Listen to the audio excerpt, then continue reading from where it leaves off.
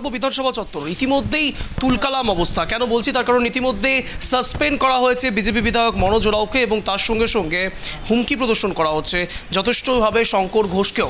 একই জায়গায় আবারও নতুন করে বিধানসভা চত্বর উত্তাল হয়েছে। ঠিক কোন বিষয় নিয়ে? আপনারা জানেন বঞ্চনা ইস্যুতে বারংবার সরব হয় রাজ্য সরকার, ঠিক একই রকম ইস্যুতে আজও সরব হয়েছে, কিন্তু প্রশ্ন এবার একটু অন্যরকম। সাসপেন্ড করা হলো মনোজ ওরাওকে। রাজ্যের বিধানসভায় ফের উত্তেজনা।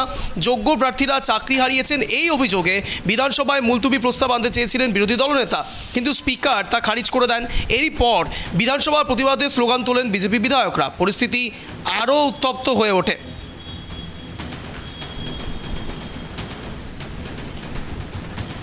এই মুহূর্তে আমাদের সঙ্গে জুড়ে গিয়েছেন বিজেপি এমএলএ গৌরীশঙ্কর ঘোষ। গৌরীবাবু, আপনাকে স্বাগত ট্রাইব টিভি বাংলায়। কথা বলছি অঞ্চল। মূলত আজ যেভাবে মুলতুবি প্রস্তাব নিয়ে আপনারা গিয়েছিলেন, কিন্তু তারপরে শঙ্কর ঘোষকে দেওয়া হয়েছে সতর্কবার্তা এবং তার সঙ্গে সঙ্গে মনোজ ওরাওকে করা হলো সাসপেন্ড আজকের জন্য, কি বলবেন? দেখুন, পশ্চিমবঙ্গ আইনসভা এবারের যেদিন থেকে শুরু হয়েছে 2021 সাল থেকে মাননীয় মুখ্যমন্ত্রী সহ স্পিকার প্রত্যেকে অগণতান্ত্রিক ভাবে বিধানসভা পরিচালনা করেন। তারা বিরোধীদের কোনো কথা শুনতে চান না, বিরোধীদের ন্যায্য প্রশ্ন তারা উত্তর দেন না।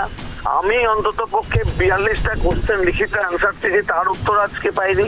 বিধানসভায় প্রশ্ন করা হলে মাননীয় মুখ্যমন্ত্রী সহ তাদের মন্ত্রিসভার লোকেদের একটাই বক্তব্য, মোদীকে টাকা দিতে বলো। মানে ওনারা শুধু টাকা ছাড়া কিছু বোঝেন না, সেটা বিধানসভার মধ্যেও তারা উল্লেখ করেন। আর এর প্রতিবাদ করতে গেলে তারা আমাদের বিধায়কদের সাসপেন্ড, শোকজ বহিষ্কার, কাউকে সারা অধিবেশনের জন্য, কাউকে একদিনের জন্য, কাউকে 7 দিনের জন্য। এটাই তৃণমূল কংগ্রেস। তারা যুক্তিগ্রাহ্য কোনো কিছুতে যখন পারে না তখন বিজেপি বিধায়কদের সাসপেন্ড করে। আজকে আমাদের বিধায়কদের যে ন্যায়সঙ্গত দাবি, সেই দাবিকে স্পিকার উপেক্ষা করার জন্য আমাদের বিধায়করা সেখানে একেবারে গণতান্ত্রিক পদ্ধতি মেনে সেখানে আমরা স্লোগান দিচ্ছিলাম। মাননীয় মুখ্যমন্ত্রী তার মানে কি বলবো, মাননীয় মুখ্যমন্ত্রীর রাগ আমরা কেন চিৎকার করি? আপনি সঠিক উত্তর না দিলে আমরা বিরোধী দল, আমরা চিৎকার করবোই মানুষের জন্য। আমরা ছাত্রছাত্রীদের জন্য চিৎকার করব, আমরা চাকরি হারাদের জন্য চিৎকার করব, আমরা বেকার গরিব ছেলে মেয়েদের জন্য চিৎকার করব। তো সেই কাজটা আমরা করতে চেয়েছিলাম। মাননীয় মুখ্যমন্ত্রী তাতে রাগ হয়েছেন। আর কথা মতো আজকে অন্যায় অগণতান্ত্রিক ভাবে আমাদের বিধায়ককে একদিনের জন্য সাসপেন্ড করা হয়েছে। এটা অগণতান্ত্রিক। আমরা ধিক্কার জানাই মাননীয় স্পিকার এবং মুখ্যমন্ত্রীর এই নির্দেশকে। গরিবাবু, আরও একটা প্রশ্ন থাকবে, তা হলো মুখ্যমন্ত্রী মমতা বন্দ্যোপাধ্যায় ইতিমধ্যেই বলেছেন যে এরপরে 26শে বিধানসভা নির্বাচনে আপনারা শূন্য হয়ে যাবেন। সে বিষয়ে কি বলবেন? উনি নিজের কথাটাই বলেছেন, শূন্য কারা হবে, 26শে মানুষ প্রস্তুত হয়ে রয়েছে। মাননীয় মুখ্যমন্ত্রীর দল 100 পেরোবে না, উনি শূন্য বলছে। তো 100 পেরোবে না। জনতা পার্টি 2026-এ ক্ষমতায় আসবে। আর যে সমস্ত মন্ত্রীরা এই দুর্নীতির সঙ্গে যুক্ত, তাদের যথোপযুক্ত বিচার এবং শাস্তি হবে। মাননীয় মুখ্যমন্ত্রী দেখতে পাবেন এগুলো। উনি আজকে বলছেন শূন্য। শূন্য তার দল পেতে পারে, কোনো কোনো জেলায় শূন্য হবে তাদের দল, সেটা অনুভব করে উনি বিজেপির ঘাড়ে চাপাতে চেয়েছেন। উনি তো টিকেই রয়েছেন পুলিশ, দুষ্কৃতি আর ভোটে কারচুপি করে। ওনার সরকারের তো মানুষের আস্থা নেই। মানুষকে যদি বেসরকারি কোনো সংস্থা বা বাইরের কোনো সংস্থা দিয়ে ভোট করানো যায় শান্তিপূর্ণ ভাবে, তাহলে দেখবেন মমতা ব্যানার্জির দল তৃণমূল কংগ্রেস যারা আজকে শাসন ক্ষমতায় আছে তাদের 100টা আসনও পুঁজবে না, তাদের 100 আসন পুঁজবে না। সরকারের টাকা তো দূরের কথা। উনি এইসব বলে চমকানো ধমকানোর চেষ্টা করছেন। শূন্য কারা হয় দেখা যাবে। 26শে নির্বাচনে মানুষ প্রস্তুত। শান্তিপূর্ণ ইলেকশন, কেন্দ্রীয় নির্বাচন কমিশনের কাছে আমাদের আবেদন, শান্তিপূর্ণ ইলেকশন, সঠিক কাউন্টিং হবে আশা রাখছি। এবং সেই ক্ষেত্রে দেখা যাবে তৃণমূল কংগ্রেস সরকারে থাকবে না, বাংলার মানুষ তাদেরকে ছুড়ে ফেলে দেবে। আপনাদের পরবর্তী পদক্ষেপ কি থাকবে? আমরা গণতান্ত্রিক পদ্ধতি মেনে, বিধানসভার নিয়ম নীতি মেনে বিধানসভার মধ্যে আমরা আমাদের প্রশ্নোত্তর, আমাদের দাবি দেওয়া আমরা চালিয়ে যাব। সেক্ষেত্রে যদি ওনারা অগণতান্ত্রিক ভাবে কোনো কিছু করেন, সেটা নিয়ে আমরা মানুষের দরবারে যাব, রাস্তায় নামবো। যে মাননীয় মুখ্যমন্ত্রী এবং স্পিকার তারা আইনের শাসনকে কার্যকরী না করে তাদের নিজেদের গায়ের জোরে বিধানসভা চালাতে চাইছে। স্পিকার পক্ষপাতিত্ব করছে। প্রথম দিন থেকে আমরা বলেছি স্পিকারের পক্ষপাত, দুষ্টতা। উনি সব সময় সরকারি দলকে সুবিধা দেন, বিরোধী দলগুলোকে সব সময় বেকায়দায় ফেলার চেষ্টা করেন। এটা ঠিক নয়। গণতান্ত্রিক রীতি মেনে স্পিকারের নিরপেক্ষ দৃষ্টিভঙ্গি নিয়ে চললে আমার মনে হয় রাজ্য আইনসভায় সঠিকভাবে কাজ হবে এবং তাতে রাজ্যের মানুষ উপকৃত হবে। বুঝতে পেরেছি, অনেক ধন্যবাদ গৌরীবাবু সময় দেওয়ার জন্য। আপনারা শুনছিলেন এতক্ষণ গৌরীশঙ্কর ঘোষ, তিনি বিজেপি এমএলএ, তিনি জুড়েছিলেন আমাদের সঙ্গে। ইতিমধ্যে তিনি ভয়ঙ্কর সব অভিযোগ করলেন, বললেন তৃণমূল কংগ্রেস সম্পূর্ণ পুলিশের সাহায্যে চলছে, দুষ্কৃতীদের সাহায্যে চলছে, তাই তাদের কাছে বিজেপি স্লোগান শাউটিং তো একটু খারাপ লাগবেই। অর্থাৎ তারা গণতন্ত্রের হয়ে কথা বলছে এবং সাধারণ মানুষের হয়ে কথা বলছে, যা তৃণমূল কংগ্রেসের পছন্দ হচ্ছে না, সুপ্রিমোরও পছন্দ হচ্ছে না। অর্থাৎ মুখ্যমন্ত্রী মমতা বন্দ্যোপাধ্যায় সহ তৃণমূল কংগ্রেসকে একযোগে নিশানা করলেন গৌরীবাবু।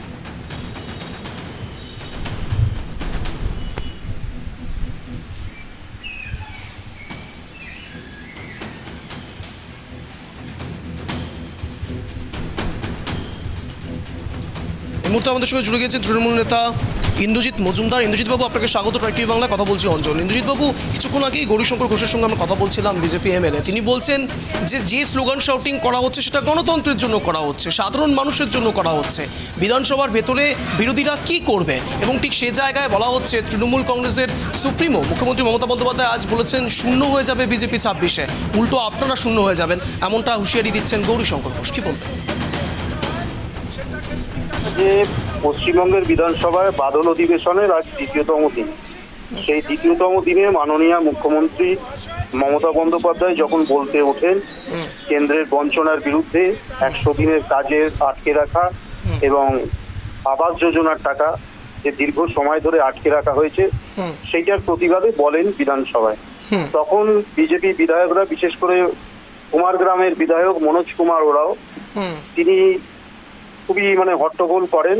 আমাদের পশ্চিমবঙ্গের মাননীয় স্পিকার বিমান বন্দ্যোপাধ্যায়, তাকে এই টোটাল বাদল অধিবেশনটাকেই তাকে সাসপেন্ড করা হয়েছে।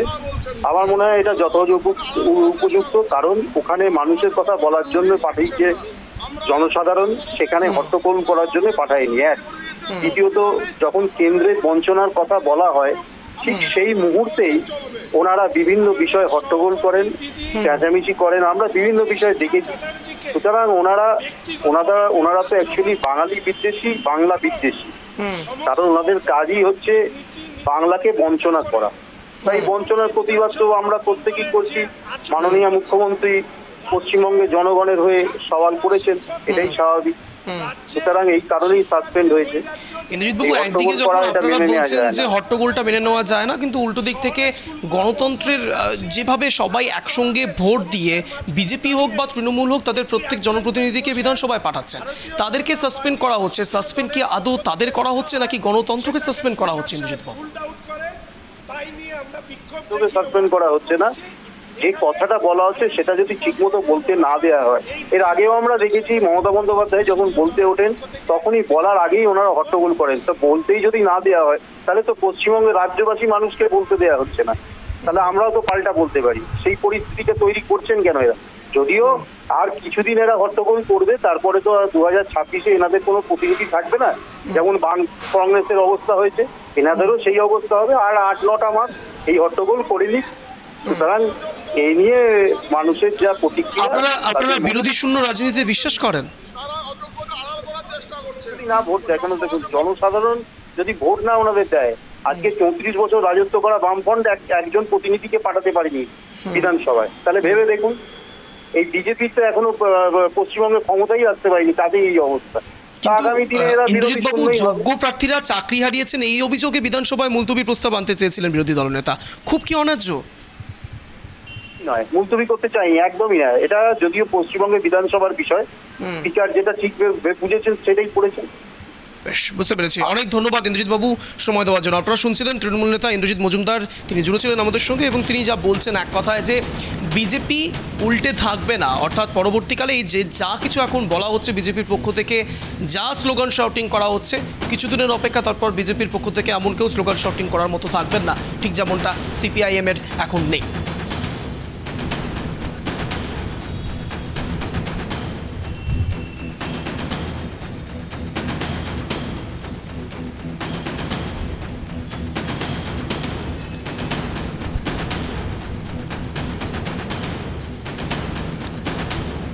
এই বিষয়ে বিস্তারিত আপডেট নেব। এই মুহূর্তে রয়েছে আমাদের সঙ্গে আমাদের প্রতিনিধি ত্রয়ন চক্রবর্তী। ত্রয়ন, রাজ্যের বিধানসভায় ফের উত্তেজনা, যোগ্য প্রার্থীরা চাকরি হারিয়েছেন এই অভিযোগে বিধানসভায় মুলতবির প্রস্তাব আনতে চেয়েছিলেন বিরোধী দলনেতা, সাসপেন্ড হতে হলো মনোজ ওরাওকে। কি জানতে পারছো ঘড়িকাটায় 3:07? আজকে দেখো অঞ্জন, এবারে বাদল অধিবেশনে কিন্তু বিভিন্ন সময় বিভিন্ন ইস্যুতে বিধানসভা উত্তপ্ত হয়েছে এবং সেই মতোই আজকে দেখা গেল ফের বিধানসভা উত্তপ্ত হলো এবং মুখ্যমন্ত্রীর উপস্থিতিতে আজকে কিন্তু বিধানসভা উত্তপ্ত হয় এবং কোশ্চেন অ্যান্সার সেশনের পরে বিজেপি বিধায়করা তারা কিন্তু তুমি যেমনটা বললে যে যোগ্য চাকরিহারারা তাদের ইস্যুতে তারা দীর্ঘদিন রাস্তায় বসে রয়েছে, ধর্ণা চালাচ্ছে, রাত জাগছে, এই বিষয় নিয়ে কিন্তু আলোচনা এবং মুলতবি প্রস্তাব আনতে চান বিজেপি বিধায়করা এবং সেই সময় কিন্তু স্পিকার যেটা বলেন যে যেহেতু বিষয়টি বিচারাধীন ফলে এই বিষয়ে বিধানসভায় আলোচনা করা সম্ভব নয় এবং তখন বিজেপি বিধায়করা বলেন যে অন্তত তাদের যে প্রস্তাব সেই প্রস্তাবটা করতে দেওয়া হোক সেটাও কিন্তু বিচারাধীন বলে স্পিকার খারিজ করেন এবং এরপরেই কিন্তু বিজেপি বিধায়করা তারা কিন্তু বিধানসভার অভ্যন্তরে তারা বিক্ষোভ জায়গাতে শুরু করেন, স্লোগান দিতে শুরু করেন এবং সেই সময় কিন্তু মনোজ ওরাও বিজেপির বিধায়ক, তাকে কিন্তু আজকের দিনের মতো আজকের যে বিধানসভার কাজ সেই কাজ থেকে কিন্তু সাসপেন্ডেড নির্দেশ দেন স্পিকার এবং সেই মতো মার্শাল তাকে কিন্তু বিধানসভা থেকে বের করে দেন এবং বিজেপির মুখ্য সচেতক শঙ্কর ঘোষ তাকেও কিন্তু এই ঘটনার জন্য সতর্ক করা হয় এবং এই গোটা ঘটনাকে কেন্দ্র করে কিন্তু উত্তপ্ত হয়ে ওঠে পশ্চিমবঙ্গ বিধানসভা এবং বিজেপি বিধায়করা তারা বেরিয়ে আসেন, ওয়াকআউট করেন এবং ওয়াকআউট করে তারা কিন্তু বিধানসভার যে গাড়ি বারান্দা রয়েছে সেখানে বসে তারা কিন্তু বিক্ষোভ দেখাতে থাকে এবং এখানে আমরা আরো একটা জিনিস লক্ষ্য করি যে যেমন চাকরিহারাদের ইস্যু ছিল তার পাশাপাশি যখন তারা বিক্ষোভ দেখাচ্ছিলেন বিধানসভার বাইরে সেই সময় কিন্তু বিভিন্ন জায়গায় হিন্দুদের উপর আক্রমণ হচ্ছে, এই অভিযোগকে সামনে রেখে কিন্তু এই গাড়ি বারান্দার তলায় সম্প্রতি যেমন মহেশতলার ঘটনা, একাধিক বিভিন্ন জায়গায় মহেশতলার ঘটনা, মুর্শিদাবাদের ঘটনা, মালদার ঘটনা, এই সমস্ত ঘটনা এবং কেন এই বিষয়েও কিন্তু এর আগে মুলতবি প্রস্তাব আনতে চেয়েছিল বিজেপি, সেভাবে খারিজ করে দেওয়ার পরে কিন্তু তারা বিক্ষোভ করেন, ওয়াকআউট করেন এবং আজকেও কিন্তু সেই একই বিষয়ে তারা গাড়ি বারান্দার সামনে বেশ কিছুক্ষণ বিক্ষোভ করেন এবং এখনো পর্যন্ত যেটা জানা যাচ্ছে আগামীকাল সম্ভবত বিজেপি পরিষদীয় দল তারা অনুমতি পেয়েছেন এবং সেই মতো শুভেন্দু অধিকারীর নেতৃত্বে তারা কিন্তু মহেশতলা যেতে পারেন এমনটাও কিন্তু জানা যাচ্ছে। তবে আজকের ঘটনা যদি বলা যায় এই যোগ্য চাকরিহারাদের ইস্যুতে একদিকে যেমন বিজেপি বিধায়ককে সাসপেন্ড এবং মুখ্য সচেতন বিজেপির মুখ্য সচেতনকে সতর্ক করার ঘটনাকে কেন্দ্র করে ফের একবার উত্তপ্ত হয়ে উঠল পশ্চিমবঙ্গ বিধানসভা। বুঝতে পেরেছি, অনেক ধন্যবাদ রয়ন সঙ্গে থাকার জন্য। আপনারা শুনতেই পেলেন রাজ্যের বিধানসভায় ফের উত্তেজনা, যোগ্য প্রার্থীরা চাকরি হারিয়েছেন এই অভিযোগে বিধানসভায় মুলতবি প্রস্তাব আনতে চেয়েছিলেন বিরোধী দলনেতা, কিন্তু স্পিকার তা খারিজ করে দেন। এরপরই বিধানসভায় প্রতিবাদের স্লোগান তোলেন বিজেপি বিধায়কেরা। পরিস্থিতি আরও উত্তপ্ত হয়ে ওঠে যখন বিধানসভায় অশান্তির জেরে বিজেপি বিধায়ক মনোজ ওরাওকে সাসপেন্ড করেন স্পিকার। সতর্ক করা হয়েছে শঙ্কর ঘোষকেও। এই সিদ্ধান্তের তীব্র প্রতিবাদ জানিয়ে এরপর বিজেপি বিধায়করা ওয়াকআউট করেন বিধানসভা থেকে।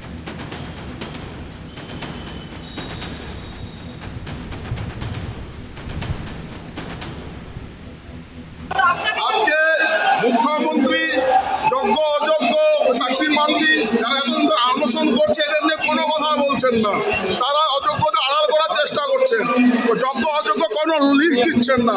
আমরা এর বিরুদ্ধে সরব হয়েছিলাম, তারা আমাকে মার্শাল দিয়ে বের করে দিয়েছে, সে অসুবিধা নেই, সে মার্শাল দিয়ে বের করুক, যাকে দিয়ে বের করুক, আমাদের আন্দোলন চলছে, চলবে। আমাদের সহকর্মী দিদি শ্রীমতী শিখা চ্যাটার্জিকে ব্যক্তিগতভাবে আক্রমণ করেছে এবং সমস্ত গণতান্ত্রিক নীতি উপেক্ষা করে মুখ্যমন্ত্রী বিধানসভার অভ্যন্তরে যে আচরণ করছেন, রাজ্যের চাকরিহারা শিক্ষক থেকে রাজ্যে শিক্ষার যে নৈরাজ্য, যেখানে স্কুল বন্ধ, প্যারা টিচাররা মাইনে পায় না, শহরের স্কুলগুলো বন্ধ হয়ে যাচ্ছে, নানা ধরনের সমস্যার মাঝখানে দাঁড়িয়ে একটি অ্যাডজার্নমেন্ট মোশন ভারতীয় জনতা পার্টি পরিষদীয় দলের পক্ষ থেকে রাখা হয়, সেটাকে স্পিকার সাহেব রুলড আউট করেন। তাই নিয়ে আমরা বিক্ষোভ দেখিয়ে ওয়াকআউট করেছি। এখানে মাননীয় দীপক বর্মন মহাশয় এই বিষয়ে ভারতীয় জনতা পার্টি পরিষদীয় দলের পক্ষ থেকে তিনি তার বক্তব্য তুলে ধরবেন।